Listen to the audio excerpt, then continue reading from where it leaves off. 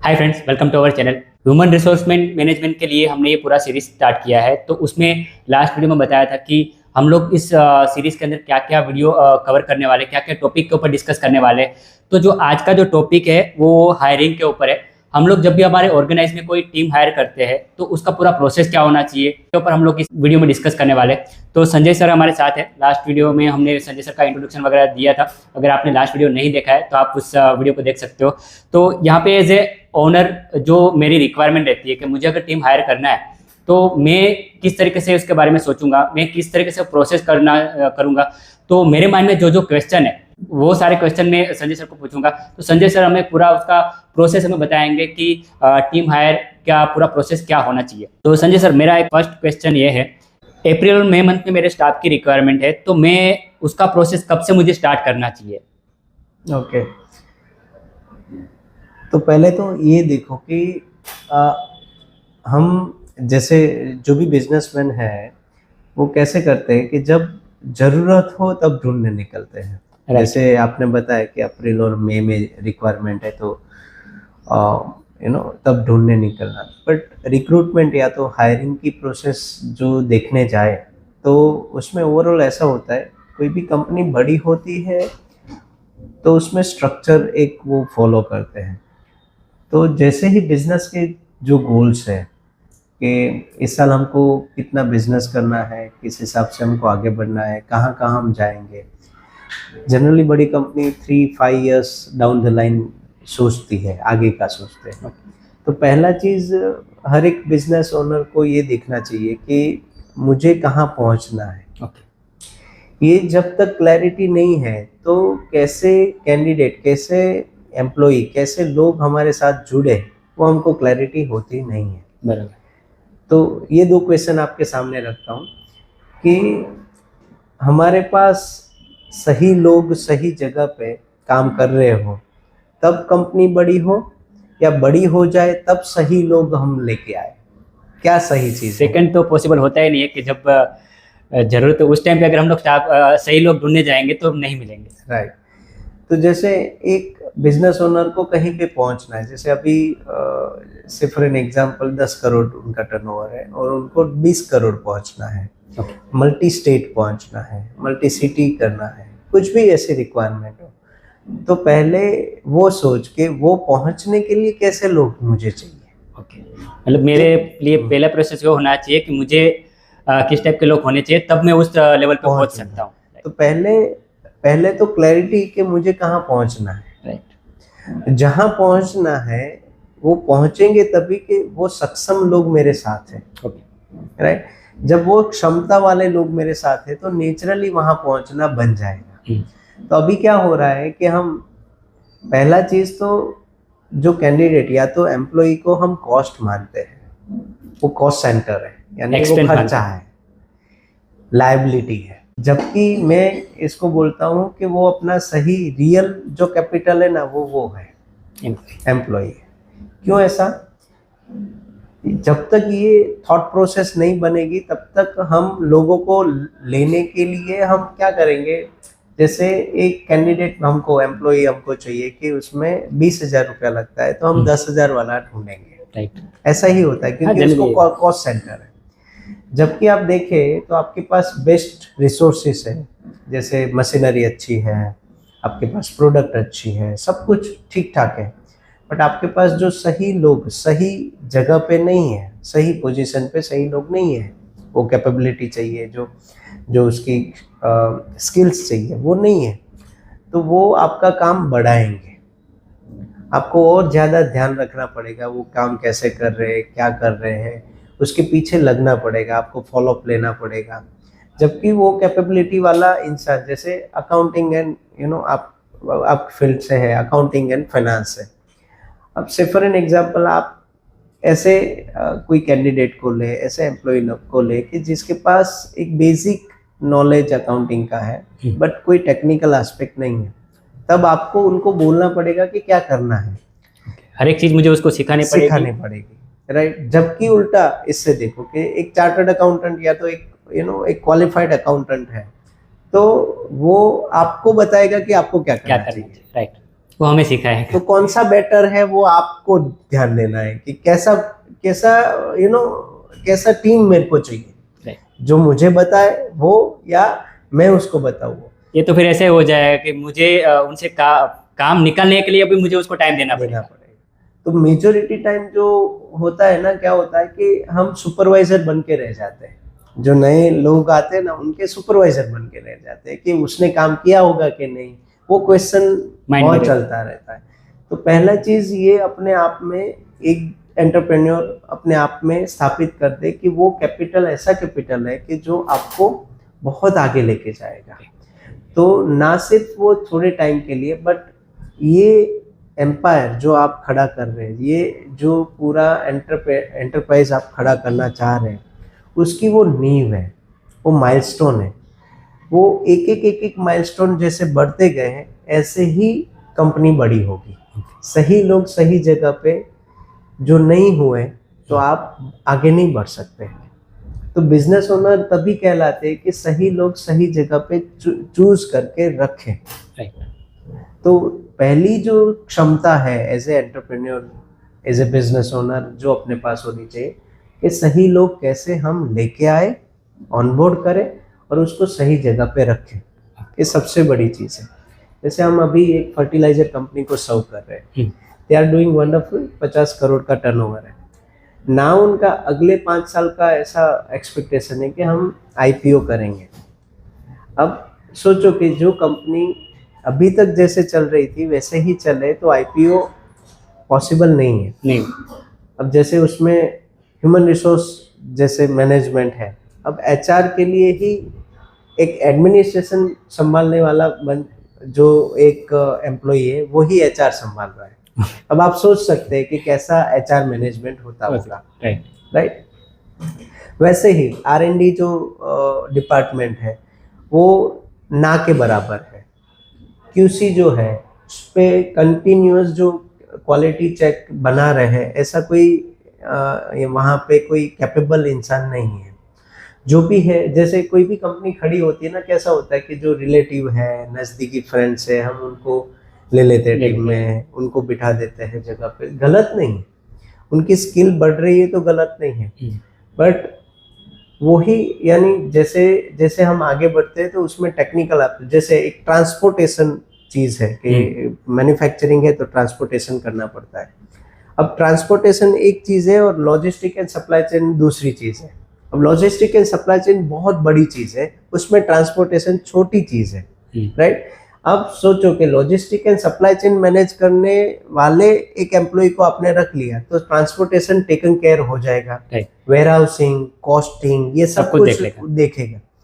अब जो आप ट्रांसपोर्टेशन संभालने वाले एक कैंडिडेट को ले लेते हो तो ये सब चीज़ नहीं देख सकता वो, क्योंकि उसके पास वो चीज़ का नॉलेज ही नहीं है, हाँ, एक्सपीरियंस ही नहीं, वो नहीं कर पाएगा। एग्जैक्टली। तो उल्टा है कि आप जो इन्वेस्ट कर रहे हो लॉजिस्टिक एंड सप्लाई चेन में एक एम्प्लॉय के पीछे, वो एक्चुअली आपकी कॉस्ट कम कर रहा है, राइट। तो दैट्स एन इन्वेस्टमेंट, वो हमारे लिए एक्सपेंस नहीं है। हर एक जगह पे जैसे आप चार्टर्ड अकाउंटेंट को ऐसे अकाउंटिंग या फाइनेंस मैनेजमेंट में रखे तो हमने देखा है कि फाइनेंस के बहुत सारे निर्णय गलत ले लेते हैं। जैसे एडमिनिस्ट्रेशन ओपेक्स है, जैसे ऑपरेशन कॉस्ट है। अब ओपेक्स क्या होता है ना वो पता नहीं है, हम क्या एंट्री करने वाले एक इंसान को बिठा देते हैं और उसको अकाउंटेंट का नाम दे देते हैं। वही GST रिटर्न भी फाइल करेगा, बिलिंग भी करेगा, सारा चीज वही करेगा। तो सबसे बड़ी चीज है कि हम ऐसे एम्प्लॉय को रखें जो हमको सिखाए। अच्छा बिजनेस ओनर वही होता है, या तो बड़ा बिजनेस ओनर वही बनता है जो उससे ज्यादा नॉलेजेबल लोगों को रखे। जैसे धीरू भाई अंबानी जो है वो इतने लेवल पर पहुंचे तो यानी उन्होंने, उनकी टीम में IAS यानी लोगों की भरमार है। यानी आप सोचो तो देखने जाओ तो उन्होंने वहां से लोग लिए हैं। क्यों लिए हैं? कि वो ज़्यादा होशियार है, वो सही से मार्गदर्शन देंगे आपको कैसे अच्छा करना है। तो पहला चीज़ कि सही लोग हम ढूंढें, वो अपने गोल के अनुसार हम लोगों को ढूंढना चालू करें। रादर जब जरूरत है, यानी काम अभी नहीं हो पा रहा है, जब फायर फाइटिंग हो रही है, तब ढूंढने निकले तो डिफिकल्ट है। इंसान बनाए नहीं जाता, काम करे या हाँ इंसान को ढूंढे। तो बहुत डिफिकल्ट है, Right. राइट। तो पहला चीज है कि पहला मेरा गोल क्लियर है, उसके अनुसार मेरे पास प्लान होना चाहिए। मैं इस साल कितने लोगों को, किस किस क्वालिफाइड लोगों को किस किस पोजीशन में कहाँ कहाँ रखूंगा। Right. ये बेसिक एस्पेक्ट क्लियर है, और इसमें बहुत ज्यादा टेक्निकलिटी नहीं, अपने साथ बैठ के, अपनी खुद के साथ बैठ के, या तो जो आपके साथ पार्टनर है या तो कोई ऐसे इंटेलिजेंट लोग हैं उनके साथ बैठ के आप खुद प्लान कर सकते हैं। Okay. सो इजी, इतना टफ नहीं है, बट गोल के अनुसार आज, यानी गोल वहां पहुंचने का है, तो आज जैसे हमने फर्टिलाइजर कंपनी की बात की, अभी रिक्रूटमेंट R&D में स्टार्ट किया, तो we got a good candidate for R&D। जैसे उसमें एक जो कैंडिडेट का जो हमको रिज्यूम आया, he is 65 year and having experience of 40 years। 40 years। हाँ, 40 years का एक्सपीरियंस है। आप सोचो तो वो एक यानी एज ए एम्प्लॉय अपने साथ जुड़ते हैं तो कितना नॉलेज, वो गवर्नमेंट ऑफ इंडिया को सर्व कर रहे थे, तो कितना नॉलेज अपने साथ आएगा। अब इससे कंपनी को बेनिफिट ही होने वाला है। 100% आगे जाके ऐसी प्रोडक्ट बनेगी, पेटेंट होगा, वो प्रोडक्ट को दूसरे लोगों को भी सेल कर सकते हैं, तो बहुत सारी चीजें फायदा होगा। पर हम अभी के लिए वो कॉस्ट दिखता है, क्योंकि हमें उसका एक्सपीरियंस है, तो उसके अकॉर्डिंग उसका पे भी करना पड़ेगा, पे करना पड़ेगा, और वो पे हमें लगेगा कि हमारे लिए वो खर्चा है। खर्चा। अगर उसको हम लोग खर्चा की जगह पे अगर हम लोग इन्वेस्टमेंट माने, हाँ, तो फिर वो हमारी कंपनी के लिए बेनिफिट बहुत होगा। बेनिफिट। वो मैक्सिमम सब जगह यही होता है कि जब एक्सपीरियंस पर्सन को हम लोग हायर करते हैं तो हम लोग सोचते हैं कि भाई उसका सैलरी ज़्यादा है, तो उससे अच्छा है कि हम लोग कम सैलरी वाले को हायर करते हैं, फिर उसको ट्रेन करते हैं।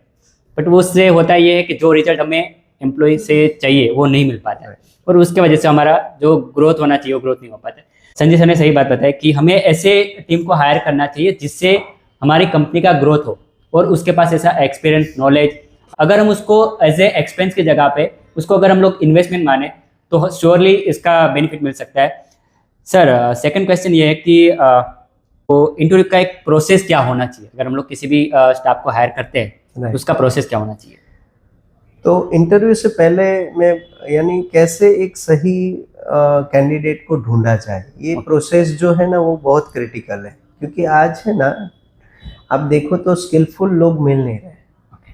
बहुत सारे लोग आते हैं इंटरव्यू देने के लिए, बट हमको जैसी स्किल चाहिए ऐसा जो इंसान हमको मिल जाए, उसको ढूंढना बहुत बड़ी चैलेंज है। आज सभी कंपनी, वो कॉर्पोरेट हो उनके लिए भी चैलेंज है, और आप हर एक जगह पे देखो, जैसे हम कंसल्टिंग करते हैं तो सबसे पहला यही होता है कि हमारे पास जो चाहिए ना ऐसे लोग नहीं है, हमको जैसे चाहिए एम्प्लॉय नहीं है, क्योंकि वो ढूंढ नहीं पाते। तो पहला चीज हमको क्या है, जैसे हमने डिफाइन कर लिया कि इतने इतने लोग ये पोजीशन में चाहिए, उसके बाद डिफाइन होता है उसका जॉब डिस्क्रिप्शन, जिसको जेडी बोलते हैं शॉर्ट में। तो जेडी में क्या क्या होना चाहिए? तो जेडी में ये होना चाहिए कि हमको उस जो एम्प्लॉय को हम लेने वाले हैं हमारे साथ हमारी टीम में, वो जो कैंडिडेट आएगा तो उसके पास वो रिजल्ट प्रोड्यूस करने के लिए कौन कौन सी स्किल्स चाहिए। तो दो टाइप की स्किल बेसिक है। पहला जो चीज़ है कि टेक्निकल स्किल, जैसे क्यूसी में चाहिए तो क्वालिटी कंट्रोल कर पाए, ऐसी जो टेक्निकल स्किल है, वो नॉलेज है, वो वाली स्किल्स आपको लिखना है कि इतना इतना आना चाहिए। जैसे अकाउंटिंग है तो जीएसटी, कंप्लायंस एंड टीडीएस, उसका नॉलेज है, राइट। तो टेक्निकल एस्पेक्ट, तो उसमें नॉलेज एंड स्किल आ जाती है, जैसे टैली चलाना आना, राइट। दूसरा एस्पेक्ट जो है वो है सॉफ्ट स्किल, इसको एम्प्लॉयबिलिटी स्किल भी बोलते हैं। जैसे बहुत सारे लोग टेक्निकली अच्छे होते हैं बट उनको कम्युनिकेट करना नहीं आता, तो वो टीम में काम करने के लिए बराबर नहीं है, क्योंकि टीम के साथ कम्युनिकेट नहीं कर पाएंगे। दूसरा चीज, थोड़ा भी स्ट्रेस आए मैनेज नहीं कर पाते हैं, राइट। तीसरा, वो प्रोएक्टिव नहीं होते, उनको टाइम मैनेजमेंट करना नहीं आता है। ये सब सॉफ्ट स्किल्स है, तो वो भी आपको देखना है। वो पंक्चुअलिटी है, टाइम मैनेजमेंट है, ये सब स्किल्स है। तो ऐसी सॉफ्ट स्किल है या नहीं, राइट। तो उस पर्टिकुलर पोजीशन में कौन कौन सी सॉफ्ट स्किल चाहिए वो भी लिखना है। जैसे एक सेल्स है तो सेल्स में कौन कौन सी स्किल चाहिए, तो नेगोशिएशन स्किल, थोड़ा धैर्य होना चाहिए, हाँ। गुस्सा नहीं होना चाहिए, राइट। गुस्से पे कंट्रोल होना बहुत जरूरी है। Rejection handling skill, right. 10 बार ना सुनना आए आना तो भी चाहिए। वो ऊर्जा वाला होना हाँ। चाहिए। तो ऐसी स्किल्स आपको लिख लेना है, राइट। एक है technical knowledge and technical skill, दूसरा है एम्प्लॉयबिलिटी यानी सॉफ्ट स्किल्स। तीसरा जो एस्पेक्ट है, जो आपकी कंपनीज के वैल्यूज है, उसके अनुरूप आप देख सकते हो। जैसे बहुत सारी कंपनीज के वैल्यू होते हैं कि जैसे पंक्चुअलिटी इज अ वैल्यू, तो समय पे काम करना और समय पे रहना, अकाउंटेबिलिटी वैल्यू। तो उसके हिसाब से कौन कौन सी चीज़ें आपको चाहिए वो डिफाइन कर लो।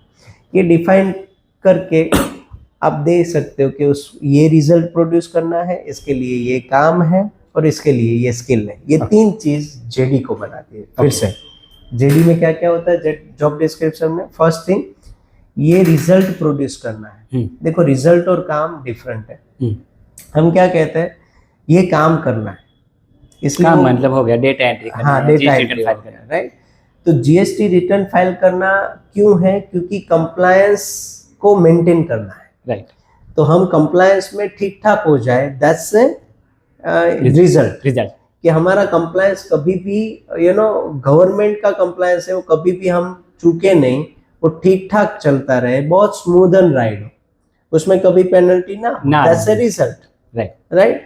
वैसे उसके लिए क्या क्या करना पड़ेगा, तो बोले टीडीएस का नॉलेज होना, जीएसटी का टाइम पे करना, टाइम पे फाइल ये सब जीएसटी में जो भी नए नए अपडेट्स आते हैं तो उसका प्रॉपर नॉलेज होना, तो ये सब काम, राइट। तो पहले रिजल्ट, उसके बाद काम, उसके बाद टेक्निकल स्किल, उसके बाद सॉफ्ट स्किल, और उसके बाद वैल्यूज के लिए कुछ ऐड करना हो तो वो, बस इतना, ये जेडी बन गया। अब क्या है, ये जेडी आपको कहाँ कहाँ काम लगेगा, सभी जगह। जैसे एक कैंडिडेट को ढूंढना है तो आप कहाँ कहाँ से ढूंढ सकते हो, तो आपको वो भी कॉस्ट इफेक्टिव बनाना है तो बहुत सारे जरिए हैं। तो एक न्यूज़ पेपर में है, राइट, तो उसमें छोटी सी एक ऐड देना हो तो उसके एक्सपेंस डिपेंड है, अपना बजट क्या है उसके हिसाब से जा सकते हैं। दूसरा कि बहुत सारे ऑनलाइन प्लेटफॉर्म, राइट, फ्री भी है, चार्जेबल भी है। तो नौकरी है, इंडीड है, राइट, उसके बाद हायरेक्ट है, बहुत सारे ऐसे ऑनलाइन प्लेटफॉर्म्स हैं। तो आप जैसे कैंडिडेट को चाह रहे हैं वैसे लिंक्डइन भी है, जैसे बहुत सारे लिंक्डइन में भी बहुत सारे पोस्ट करते हैं।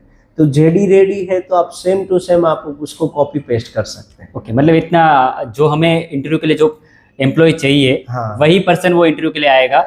जेडी में हमने पूरा अगर प्रॉपर दिखाया दिया तो वो ऐसा नहीं, फिर ऐसे बहुत सारे लोग इंटरव्यू के लिए आ जाते हैं, फिर हमें पता चलता है कि भाई इसमें तो हमारी कोई नीड पूरी हो ही नहीं रही। अगर हमने स्पेसिफिक ही मेंशन किया हुआ है जेडी में कि हमें इस टाइप के स्टाफ की रिक्वायरमेंट है, ये नॉलेज होना चाहिए, इतना एक्सपीरियंस होना चाहिए, जो भी है, तो पर्टिकुलर वही पर्सन इंटरव्यू के लिए आएगा जो हमारे, उससे हमारा टाइम भी बचेगा और सामने वाले का भी टाइम बचेगा। जैसे मैंने अभी एग्जांपल दिया फर्टिलाइजर कंपनी का, उसमें वो जो कैंडिडेट है जिन्होंने अप्लाई किया, ही वॉज हैविंग एक्सपीरियंस, वो गवर्नमेंट में चीफ टेक्निकल ऑफिसर उन्होंने काम किया, नाउ ही इज रिटायर्ड। अब वो हमारे साथ काम करने के लिए रेडी इसलिए हुए एसएमई में क्योंकि हमने वो जो जेडी लिखा था ना, उसके ऊपर सबसे पहले कंपनी का मिशन लिखा था। और कंपनी का जो मिशन है वो है कि कृषि को, यानी जो खेडूत है, जो फार्मर है, उसको कैसे हम समृद्ध बनाए, वो उनका मिशन है। जैसे transforming agriculture transformation for prosperity of farmer, that's the mission. अब वो ऊपर लिखा है, वो अट्रैक्ट करता है। रिटायर्ड लोगों को पैसा नहीं चाहिए, इंपॉर्टेंट है हम इम्पैक्ट क्या देने वाले। तो उनको ज्यादा सैलरी नहीं चाहिए, उनको सही जगह चाहिए कि वो अपने आप को एक्सप्रेस कर पाए। अब सोचो, ऐसे लोगों को अट्रैक्ट करना वो भी एक स्किल है। तो जेडी ऐसा बनाओ कि वो अट्रैक्ट हो। तो आपका जो कोई ऐसा मोटो हो, ऐसा कोई मिशन हो, तो वो ऊपर लिखे, तो ऐसे लोग ही अट्रैक्ट होंगे, राइट। तो ये जेडी देख के भी बहुत सारे लोग अट्रैक्ट होते हैं, कैसा जेडी लिखा है। दूसरा चीज, जो आप कोई एचआर एजेंसी के पास जाते हैं तो पहला चीज ये मांगते हैं कि जेडी दो, कि कैसा कैसे लोग चाहिए आपको, कैसे कैंडिडेट चाहिए। तो वो आप तुरंत ही लिख के दे सकते हैं कि ये चीज है। बहुत सिंपल है, इसमें ज़्यादा बहुत ज़्यादा एफर्ट्स नहीं है, एक बार बैठोगे तो बहुत आराम से लिख सकते हैं। और हमारे किसी भी एम्प्लॉय की हायरिंग के में वो हमें काम में आता है। हर एक जगह पे काम आएगा, यानी वो पोजीशन के लिए बन गया, आप हर एक के लिए बना के नया कोई भी अगर सेम पोजीशन के लिए आएगा तो वही चीज उसके लिए। 4% क्या करते हैं, ह्यूमन रिसोर्स जो पर्सन रहते हैं वो एडवांस में सभी पोजीशन के लिए जेडी बना के रखते हैं, तो जब भी जरूरत है तो तुरंत ही वो जेडी उसको ज्यादा एफर्ट लगाने की जरूरत नहीं रहती है, तो आप एडवांस में तैयार करके रख सकते हैं सभी का। ऐसा है। तो पहले है जेडी प्रिपेयर करना, ऑनलाइन प्लेटफॉर्म है, फिजिकल न्यूज़पेपर में एडवर्टाइजमेंट है, तीसरा है HR agencies. HR agencies generally 8.33% of the entire package वो लेते हैं, यानी 1 सैलरी ऑलमोस्ट लेते हैं, तो उनका टर्म्स एंड कंडीशन रहता है। तो आप देख लीजिए आपका क्या बजट है, उसके हिसाब से कौन सा रिसोर्स चूज करके आपको देना है। मल्टीपल वे है जहाँ से भी हम लोग सिलेक्ट करना चाहते हैं, बहुत आराम से मिलता है। ऑनलाइन प्लेटफॉर्म से तो बेनिफिट ये रहता है कि हमें अलग अलग कैटेगरी के भी हम लोग अगर पूरा साल का भी पैकेज परचेज कर लेते हैं तो हमें पूरे साल में जितने भी स्टाफ हायर करने वो देते हैं कि इतने हम रेज्यूम आपको देंगे, दे सकते हैं। तो मल्टीपल जॉब पोस्ट के लिए आपको मिल जाएगा, वो अलग अलग चीजें। तो आप कहाँ से ढूंढे, लिंक्डइन में तो देखो आप ऑल ओवर इंडिया से ट्रैक कर सकते हैं। तो डिपेंड है आपकी कैसी रिक्वायरमेंट है, कैसे लोग चाहिए। लोकल चाहिए तो आप न्यूज़पेपर से भी जा, छोटी सी वो टचुकड़ी रहती है ना, उस पर भी जा सकते हैं। ऐसा है। यही एक कैंडिडेट को अट्रैक्ट करना वो पहली स्किल है, राइट। उसके बाद इंटरव्यू आता है। तो अभी आपके क्वेश्चन पे आ जाता है कि इंटरव्यू में क्या करना है। तो अभी क्या करते हैं कि इंटरव्यू में हम चेक करते हैं कि उसको कितना आता है, यानी हम जो काम देना चाहते हैं वो कितना समझदार है उस चीज़ में, एकदम परफेक्ट है ये, उसमें कोई दो राय नहीं, ये देखना है। बट इंटरव्यू में ये भी देखना है कि वो मेरी कंपनी में लंबे टाइम के लिए, मेरे फ्यूचर प्लान में वो मेरा साथी बन सकता है कि नहीं, ये सबसे बड़ी चीज़ है। तो वो चीज़ हमें अगर किसी का रिज्यूम आता है, मैंने देखा हुआ है कि बहुत सारे लोगों के एम्प्लॉय के रिज्यूम में जॉब एक्सपीरियंस में मल्टीपल कंपनी होती है और उसका ड्यूरेशन होता है 3 महीना 6 महीना, उससे ज़्यादा एक्सपीरियंस होता नहीं, और 6-7 कंपनी का एक्सपीरियंस होता है। तो वो क्या होता है, वो पर्सन सही होता है? अब उसमें हाँ, यानी आपने सही बोला कि पहले जैसे screening part is also a process. तो स्क्रीनिंग में भी जैसे आपके पास पहले रेज्यूम आते हैं, तो पहला चीज़ है कि आप रेज्यूम में से भी बहुत सारी चीज़ें स्क्रीन आउट कर सकते हैं, बहुत सारे कैंडिडेट को आप आउट कर सकते हैं। दूसरा स्क्रीनिंग का प्रोसेस है कि आप फ़ोन पे इंटरव्यू ले लो, थोड़ा सा पूछ लो, तो आपको पता चल जाएगा कि ये ठीक है कि नहीं। उसके बाद फिजिकली इंटरव्यू के लिए, तो स्क्रीनिंग प्रोसेस भी एक प्रोसेस है। जैसे आपने कैंडिडेट अट्रैक्ट कर लिए, उसके बाद स्क्रीनिंग प्रोसेस आती है। तो स्क्रीनिंग में ये देखना है कि कितना वो जंप ले रहा है, क्यों जंप ले रहा है, कई जेन्युइन रीजन भी हो सकते हैं। बट मेजोरिटी अभी क्या है कि कैंडिडेट के दिमाग में भी ऐसा डाला गया है कहीं ना कहीं से कि जितना जंप करोगे इतना सैलरी और उसमें ग्रोथ ज़्यादा होगा। हाँ, तो ऐसा चल रहा है। बट फिर भी जो ज़्यादा स्टेबल है वो लोगों को रखो, वो हमको स्क्रीन आउट करना पड़ता है। वो अपनी स्किल है, इसलिए एचआर पर्सन होते ही एचआर पर्सन को ये सब पता होता है, मालूम होता है कि कैसे स्क्रीन आउट होती है, क्या क्या कितने कौन से जो लिखा है उसको पता चल जाएगा ये कितना कॉपी पेस्ट है और कितना खुद का लिखा है। ऐसा है, तो स्क्रीनिंग प्रोसेस है। बट इंटरव्यू जो जब चालू होता है तो उस टाइम पे हम क्या है, टेक्निकल ही पूछते हैं, राइट।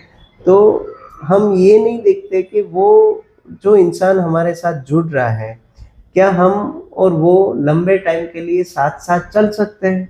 जैसे शादी होती है, राइट, तो शादी में हम ये चेक करते हैं कि क्या हम और वो एज ए फैमिली साथ साथ ये लाइफ टाइम चल पाएंगे, ये देखते हैं। ऐसे ही ये है कि ये जो जर्नी है बिजनेस की, उसमें वो जो इंसान है सामने वाला, क्या वो और मैं हम साथ साथ चल पाएंगे।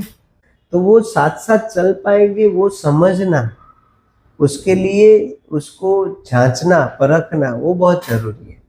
हम क्या है, सिर्फ टेक्निकल स्किल देख ले सिलेक्ट कर लेते हैं, बट उसकी राह कुछ और होती है, हमारी राह कुछ और होती है।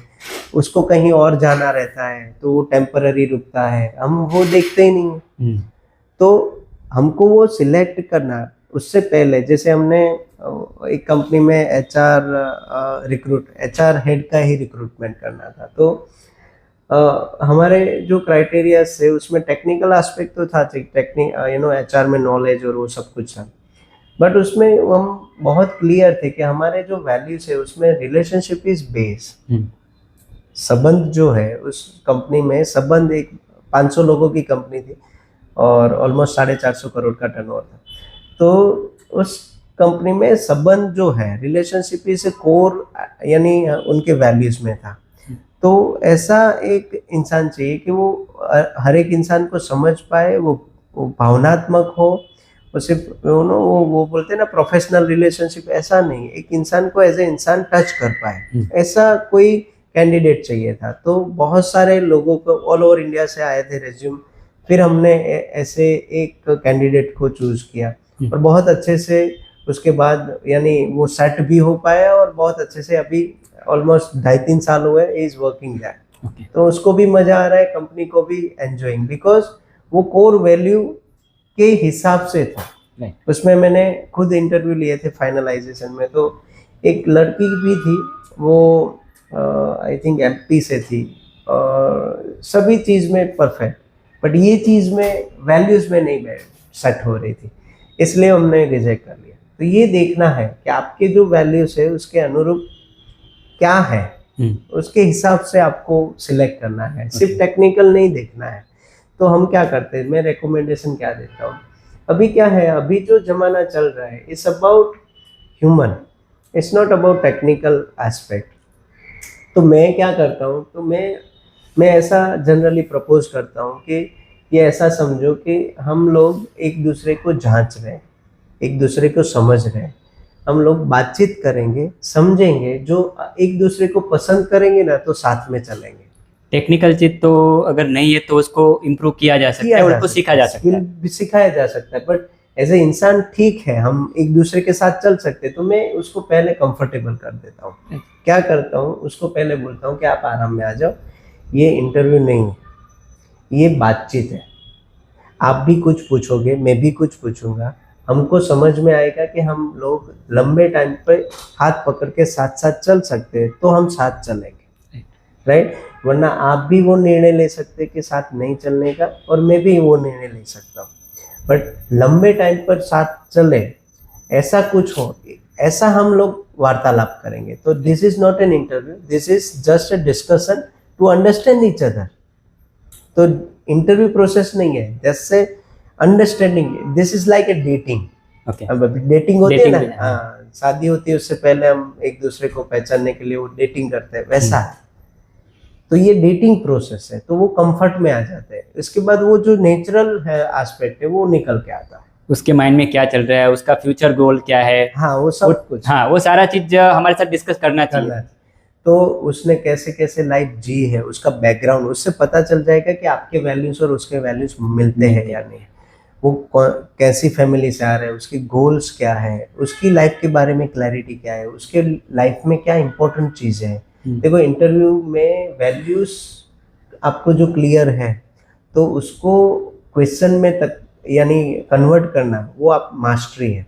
अब ऐसा होगा तो हमने ऐसे क्वेश्चनर बना के रखे कि जैसे अकाउंटेबिलिटी वैल्यूज को कैसे चेक किया जाए, जैसे ऑनेस्टी, ऑथेंटिसिटी को कैसे चेक किया जाए, तो उसके क्वेश्चनर हमने बनाए रखे हैं। तो ऐसा होगा तो हम इस वीडियोस के साथ आपके माध्यम से वो शेयर भी कर देंगे आपके थ्रू, हमेशा तो एक नेक्स्ट वीडियो ऐसा बना देंगे जिसमें पूरा, तो आपके लिए वो इजी होगा कि कौन से क्वेश्चन पूछे तो उसके वैल्यूज हमको पता चले। ऐसा है, क्योंकि जो वैल्यूज अलग है, डिफरेंट है, तो साथ में चलना बहुत मुश्किल है, वो पत्नी ही क्यों ना हो। ऐसे ही एम्प्लॉय, हम ज़्यादा टाइम एम्प्लॉयज के साथ ज़्यादा रहते हैं, तो जो मज़ा नहीं है, उनको भी मज़ा नहीं है, हमको भी मज़ा नहीं है, तो क्या होगा कि लंबा खींच नहीं पाएंगे, राइट, कैसे भी है। तो जैसे हमारे कंपनी में हमारा जो हमारे जो ये वैल्यू है transformation, every person has to transform themselves every day. तो हमने एक बहुत सीनियर पोजीशन में एक कॉरपोरेट में से किसी को रिक्रूट किया, within 3 months we get to know each other. उन्होंने बोला कि उसके बाद हमको पता चला कि यार ये मेरे लिए करना मुश्किल है। वो सीनियर पर्सन थे, उन्होंने बोला कि मेरे को अभी अपने आप को ट्रांसफर करना मुश्किल है। तो उसके बाद हमको उनको विदाई देना पड़ा। तो वो 10 चैलेंजिंग हो जाता है। 3 महीने के बाद हम अभी रिलेशनशिप अच्छे हैं ऐसा नहीं है, बट वो अलग हुए। तो वो जो ट्रांजिशन रहा वो उनके लिए भी इन्वेस्टमेंट, वो खर्च हो गया, हमारे लिए भी खर्च हो गया, ऐसा है। इसलिए वो जानना बहुत जरूरी है। संजय सर ने इंटरव्यू का प्रोसेस क्या होना चाहिए वो बताया, जेडी क्या होता है उसके बारे में बताया, सिलेक्शन कैसे होना चाहिए वो भी बताया। मैं मेरा एक एक्सपीरियंस आप लोगों के साथ शेयर करना चाहूँगा कि मैंने रिसेंटली एक स्टाफ को हायर किया है as a graphic designer Sanjay bhai. तो मैंने ये सोचा था कि भाई ऐसा पर्सन जो मुझे मिले जिसका एक पोस्ट बनाना, वीडियो एडिटिंग करना, उसको प्रॉपर नॉलेज होना चाहिए, प्रोडक्ट का एक्सपीरियंस होना चाहिए। तो मैंने काफ़ी मेरे पास रिज्यूम आया, काफ़ी लोगों से मैंने उसका वर्क भी मंगाया, पर जो मेरी एक्सपेक्टेशन थी वो मुझे फुलफिल नहीं हो पा रही थी। ज़्यादा से लोगों में मुझे वही चीज़ दिखा। और एक रिस्पॉन्स जो मिलना चाहिए, एक ऐसे कम्युनिकेशन प्रॉपर होना चाहिए, वो भी मुझे एक ही पर्सन से वो कम्युनिकेशन मेरा हुआ। तो मुझे एक चीज़ लगी कि भाई नहीं, ये लॉन्ग टाइम मेरे साथ जुड़ सकते हैं। उसके गोल और उसकी जो नीड है वो मेरी कंपनी में फुलफिल हो सकती है। और बट उसका जो स्किल है वो जो एज ए मेरी रिक्वायरमेंट है वो रिक्वायरमेंट के हिसाब से नहीं था। बट मैंने ट्राई किया कि नहीं, अगर मैं उसको उस हिसाब से टास्क दूंगा तो वो फुलफिल कर पाएंगे। तो मैंने 1 वीक का टाइम मांगा, उसको मैंने बताया कि मेरी ये रिक्वायरमेंट है, मुझे इस टाइप के पोस्ट वगैरह बनाने हैं, इस टाइप का मैंने वीडियो एडिटिंग वगैरह करना है। तो उसने एक चैलेंज एक्सेप्ट की, मैंने ये वर्क नहीं किया है बट वो मैं कर लूँगी। तो जो मैंने टास्क दिया वो टास्क के अकॉर्डिंग जितनी मेरी रिक्वायरमेंट थी उसमें से 60-70% उसने मुझे फुलफिल करके दिया। तो ज़रूरी नहीं है कि स्किल होना चाहिए, और स्किल को हम लोग इम्प्रूव कर सकते हैं, वो हम लोग सिखा भी सकते हैं। तो वो टाइम टू टाइम जो अगर सही पर्सन है तो वो सीख भी लेता है। बट मेन चीज़ है ना कि वो हमें पहले वो देखना है कि वो पर्सन वो हमारे कंपनी के लिए और हमारी कंपनी उनके लिए कितनी यूजफुल है, और दोनों का फ्यूचर उसमें क्या है। अगर वो सही पर्सन अगर हमारे टीम में अगर जुड़ता है तो बाकी सारी चीज़ तो हम लोग इजीली, इसको हम कल्चर फिट बोलते हैं। कल्चर फिट है कि नहीं। तो दोस्तों आज की वीडियो में हमने सीखा कि एक स्टाफ को हायर करना है तो हायरिंग के लिए पूरा प्रोसेस क्या होना चाहिए, जेडी क्या होता है, सिलेक्शन कैसे होता है। और नेक्स्ट वीडियो में हम लोग जो डिस्कशन करेंगे कंपनसेशन के बारे में डिस्कस करेंगे, जिसमें हम लोग सैलरी कैसे डिसाइड करेंगे, बोनस वगैरह कैसे होना चाहिए, और रिकॉग्नाइज एम्प्लॉय को किस तरीके से कर सकते हैं। तो वो टॉपिक के ऊपर हम लोग पूरा डिस्कशन करेंगे। तो दोस्तों आपको अगर ये वीडियो अच्छा लगा तो लाइक करें, और इसी तरीके के बिजनेस रिगार्डिंग हम लोग पूरे टॉपिक टू टॉपिक हम लोग पूरा ये सीरीज चलाएंगे। तो आपके माइंड में अगर कोई क्वेश्चन है, आपके बिजनेस के रिगार्डिंग कोई माइंड में क्वेश्चन है, तो आप कमेंट करके हमें पूछ सकते हो। आपने अगर लास्ट वीडियो अगर नहीं देखा तो उसका हम लोग आई बटन में उसका लिंक दे देंगे, तो वो वीडियो आप देख सकते हो। थैंक यू संजय भाई, थैंक यू सो मच। नमस्कार। Thank you.